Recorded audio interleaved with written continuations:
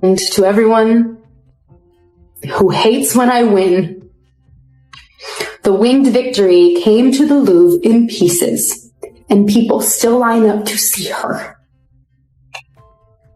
And I can only hope that despite my flaws, and despite my cracks and my breaks, and there are many of them,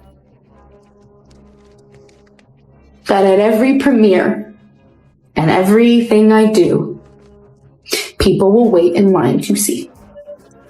If you had to choose between a cute, fluffy blue alien or a Snow White who looks nothing like the classic character, no pale skin, no red lipstick, who would you pick? For me, I'd choose the blue alien every time. The new Lilo and Stitch live-action trailer just dropped, and fans love it. It feels like classic Disney, fun, emotional, and true to the original. Meanwhile, Snow White is shaping up to be one of Disney's biggest flops. Fans still remember Rachel Zegler's comments mocking the original story, and the trailer is getting bombarded with dislikes, but things are getting messy. Some fans noticed that Disney might have removed the cross-dressing scene where Pleakley wore women's clothes. The trailer suggests they toned it down or replaced it, yet fans don't seem to mind now. Rachel Zegler is reportedly upset, calling out the audience for hypocrisy. She's questioning why people are fine with Lilo and Stitch cutting representation but angry about Snow White being more diverse. She sees it as a double standard, but is it? Let's break down what's really happening and why Stitch might be the unexpected win Disney didn't see coming. We have apprehended a dangerous experiment. Where is he? He escaped. He's trying to find the police cruisers. He took the red one. What hideous planet is caught in your crosshairs? Shooting star! I wish for a friend. Like a best friend. What the hell?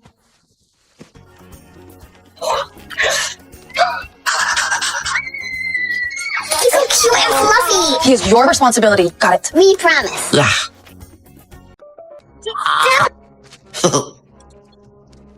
Stitch Dad. Sometimes family isn't perfect. That doesn't mean they aren't good. That was close. I don't think you're supposed to drink that.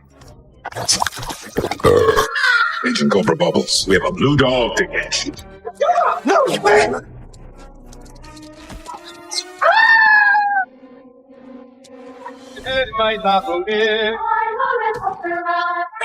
No. I'm gonna give you to the count of 3, Stitch.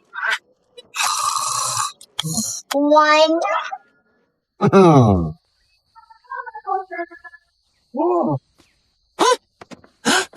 When Disney dropped the Lilo and Stitch live-action trailer, fans were shocked in a good way. For once, Disney didn't try to change something that wasn't broken.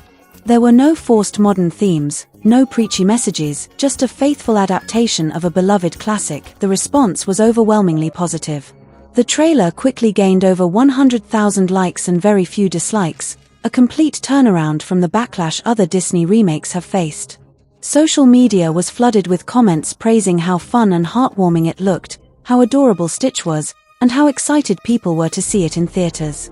Even Disney's harshest critics admitted, okay, this actually looks good. A big reason for this success is the return of Chris Sanders, the original creator and voice of Stitch. He played a huge role in shaping the heart of the 2002 film, and his involvement gave the project credibility.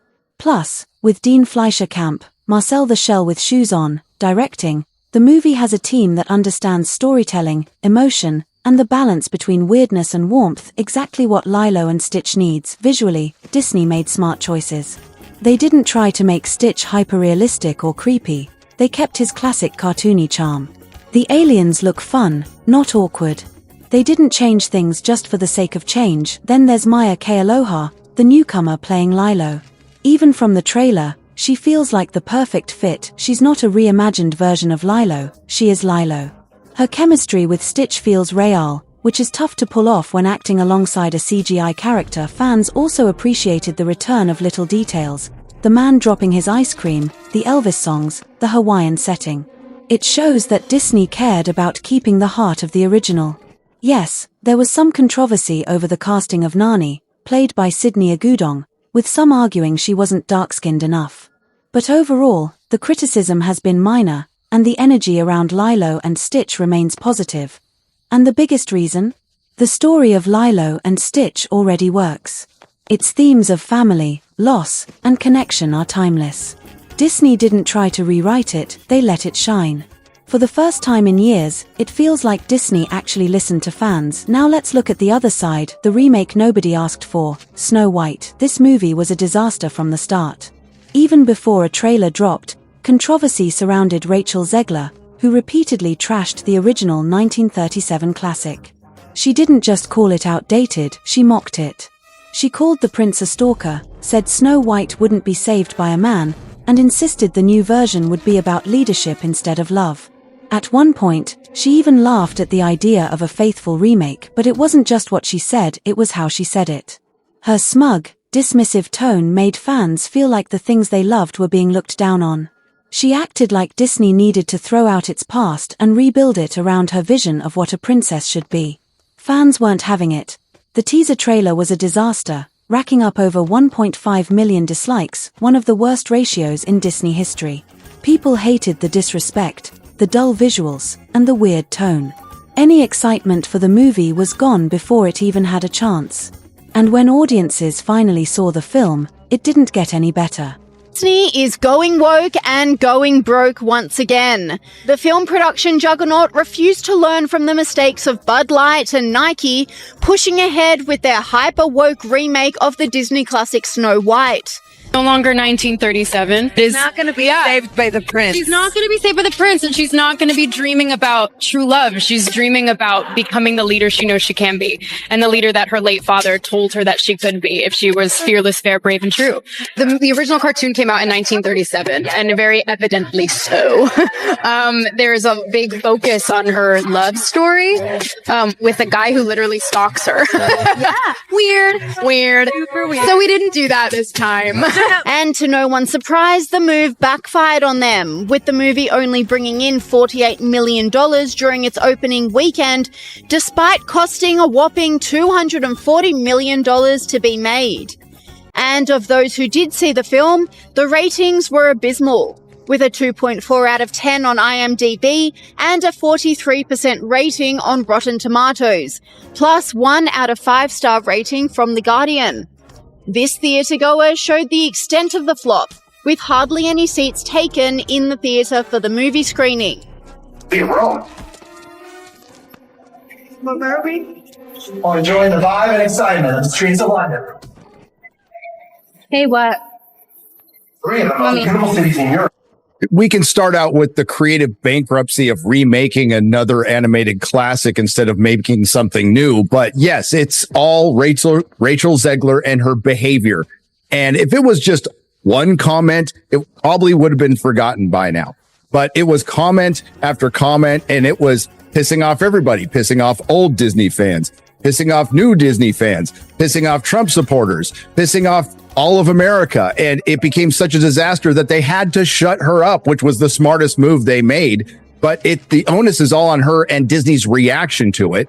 And quite frankly, if she has said nothing, her movie, probably still forgettable, would have done a lot better. It's one of the most beloved movies of all time. Even if Disney had not fallen prey to wokeness and nonsense in recent years, even if Disney still had the most talented people in the world working with the best writers, with a good sense of narrative and the cultural moment, even if everything worked perfectly, it would have been almost impossible for this movie to succeed, because you're comparing it to one of the most beloved films of all time and a truly groundbreaking movie. And Disney was not sending its best. I sat through the whole thing. I don't want to say it was the worst movie I've ever seen. It wasn't. But every way that the movie changed the story from the original, the 1937 movie, or even from the original Grimm Brothers fairy tale, every way that Disney changed the story, it changed it for the worse. This was really bad. It was extremely leftist on every political dimension: racial politics, sexual politics, class politics, regime politics. Its narrative was cowardly. It was just...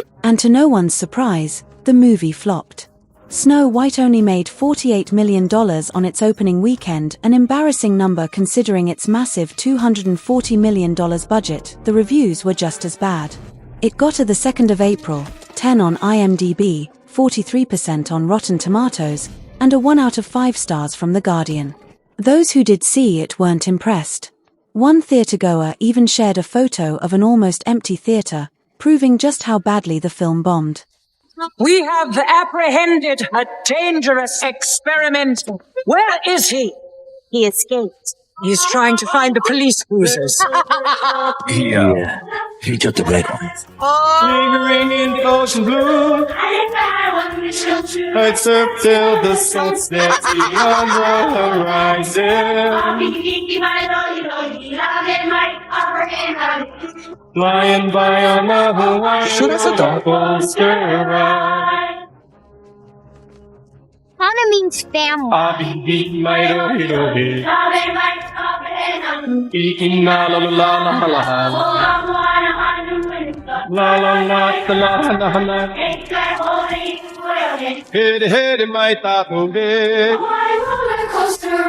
He's loose! His destructive programming is taking effect. He will be irresistibly drawn to large cities where he will back up sewers, reverse street signs, and steal everyone's lips. When you're ready to give up, just let us know. Look what I find! Get this thing! Hurry! No! I'll still just...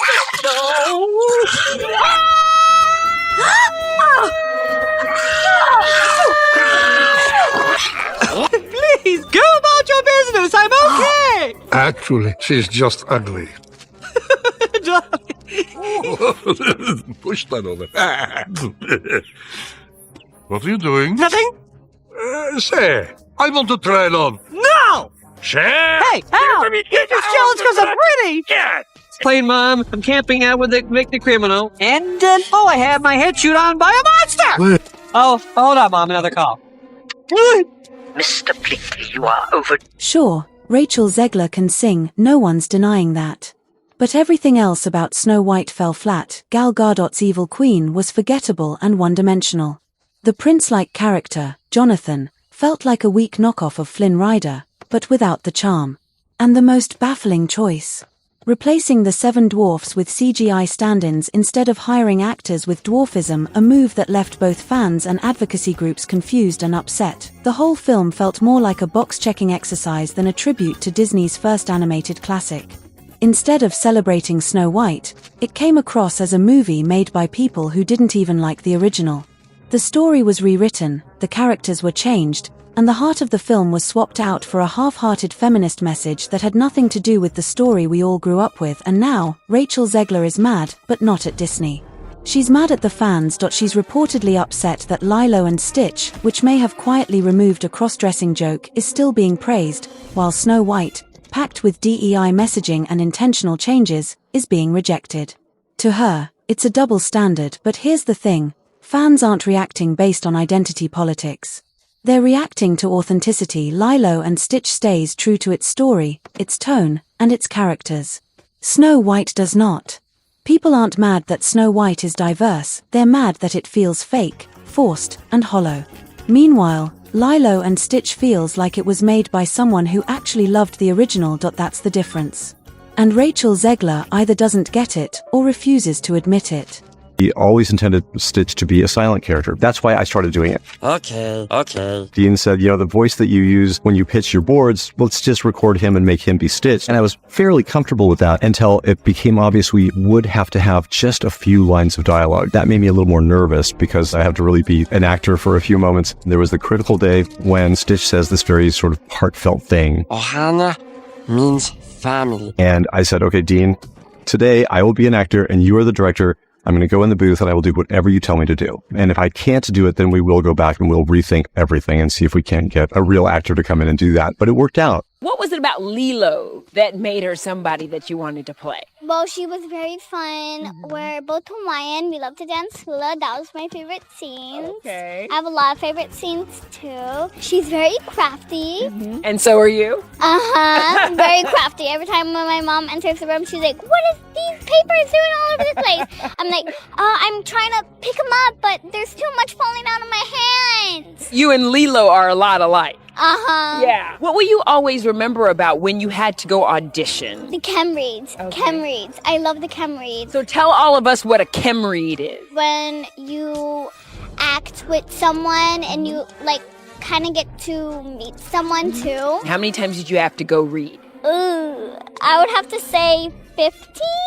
The last time were you like, listen, I'm gonna get this part, this is gonna be mine. Yeah, that's what I said at home. That's what I said at home. I think Lilo and Stitch is a better story told live action than it is fully animated. Very possible. And I totally see that. That's so elated at how good that trailer was. Not only how good the trailer was, it's the second most watched Disney trailer of all time. I believe it. Lilo and Stitch, first of all, an extremely popular franchise. Yes. And the live action just looks so amazing. And Stitch looks so cute. It looks great. And the little girl is so cute. Yeah. And it's just like, it just looks so, it looks like it really captured the magic somehow. You're mad at me. It really works, and I think during the draft I said something like, that is the dumbest pick ever, and now I'm eating my words. It looks perfect. It works really well because live action with everything except the Stitch. one character. Thank you. I'm so happy you brought that bit up about the live action and Stitch being animated while everything else is real, because I have something I want to say. This trailer convinced me of something. One of the funniest and most memorable parts of the original Lilo and Stitch was the alien duo, Jumba and Pleakley. When they tried to blend in on Earth, Jumba looked like a mess, but Pleakley, he went all in, always in drag, dressed to impress, and fully committed to the act. It wasn't about politics or representation, it was just classic Disney weirdness, unexpected, goofy, and full of personality, but in the live-action trailer, that gag seems to be missing. Instead, we see what looks like digital disguise tech, holographic avatars that make them appear human. From a production standpoint, this makes sense, especially with big-name actors like Zach Galifianakis and Billy Magnussen playing the roles. Still, some fans noticed the missing drag gag and started asking questions. Now, here's the key, we don't know for sure if Disney completely removed the joke.